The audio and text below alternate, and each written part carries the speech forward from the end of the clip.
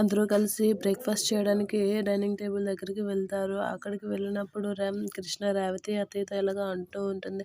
రేవతితో ఇలా అంటూ ఉంటుంది. రేవతి అత్తయ్య ఏంటి పెద్ద అత్తయ్య ఇంకా రాలేదు అంటే, ముకుంద కొందరు ఉంటే రారు అని అంటూ ఉంటుంది. దానికి కృష్ణ అలా చూస్తూ ఉంటే అదే టైంలో మురారి కృష్ణకి ఒక మెసేజ్ పంపిస్తాడు. కృష్ణ పెద్దమ్మ వస్తుంది, నువ్వు పెద్దమ్మ పక్కన సీటు ఖాళీ ఉంచుకొని నువ్వు కూర్చునేటట్లు చూడు అని అంటూ ఉంటాడు. దానికి మధుకర్ కూర్చుంటే ఆ పక్కన మధు కొంచెం పక్కకి వెళ్ళి కూర్చోవా, నేను ఇక్కడ కూర్చుంటానని అంటుంది. కృష్ణ సరే అని చెప్పి మధు లెగిస్తాడు. అదే టైంలో మురారి వాళ్ళ పెద్దమ్మ వచ్చిన టైంలో కూర్చో కృష్ణ ఇక్కడ అని అంటాడు. దానికి కృష్ణ అక్కడ కూర్చుంటే గట్టిగా వాళ్ళ భవాని అరుస్తూ ఉంటుంది, నా పక్కన ఎవరు కూర్చోకూడదని మీకు తెలియదా అని గట్టిగా అరుస్తుంది. దానికి ఒకసారిగా షాక్ అవుతుంది కృష్ణ. అది చూసి మురారి ఏమైంది పెద్దమ్మ కూర్చుంటే అని అంటూ ఉంటాడు. దానికి భవాని ఏమనలేక కామ్గా ఉండిపోతుంది.